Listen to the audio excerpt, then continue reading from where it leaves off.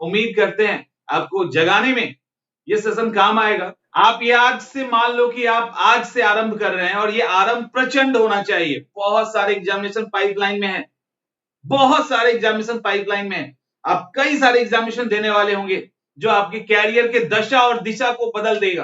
तो वैसे में क्या आरंभ प्रचंड नहीं होना चाहिए? आप सोचिए एक बार।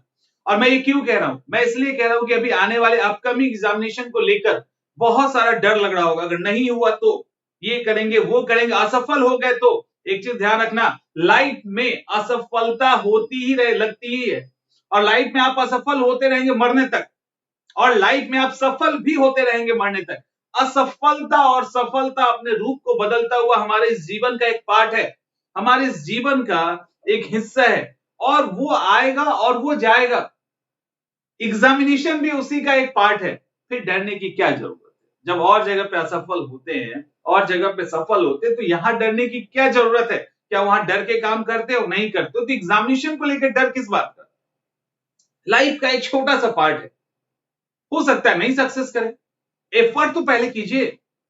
तो फोकस कहां होता है कि हम जिस दिन एग्जाम में बैठेंगे उस दिन क्या होगा, ये इस पे फोकस होता है। अरे इस पे फोकस करो ना कि अभी हमारे पास जितने दिन है इसमें हम वो क्या प्रचंड तैयारी करें जिससे एग्जाम निकल जाए।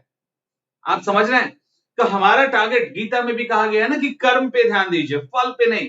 फल पे हमें नहीं ध्यान देना, लेकिन कर्म तो कम से कम करके संतुष्ट हो जाए कि हमने अच्छा कर्म किया, हमने बहुत अच्छे से लड़ाई लड़ी, हम मर गए, वो बात अलग है।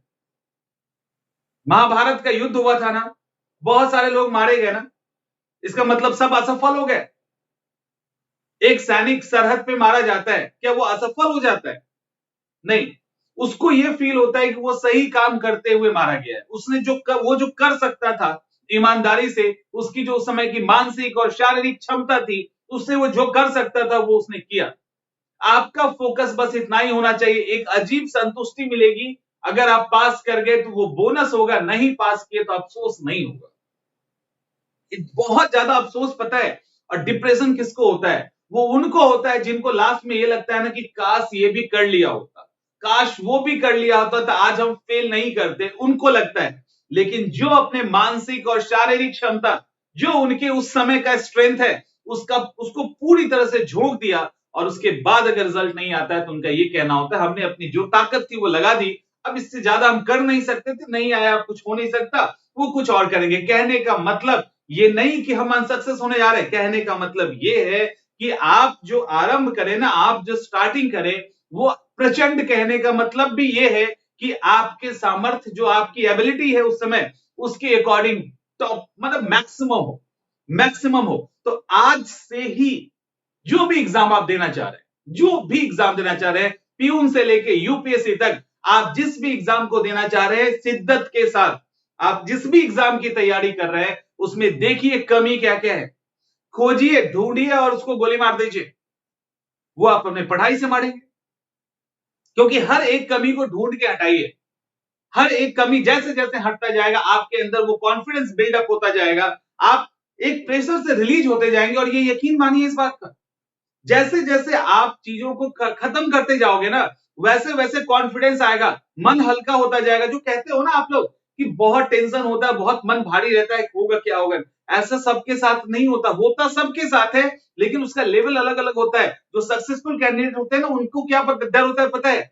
पढ़ रहे हैं ना, जो जो जिन्होंने बहुत अच्छे से तैयारी की है, उनको पूरा कॉन्फिडेंस है कि आएगा यहीं से और हम एग्जाम निकाल लेंगे, ये कॉन्फिडेंस होता है।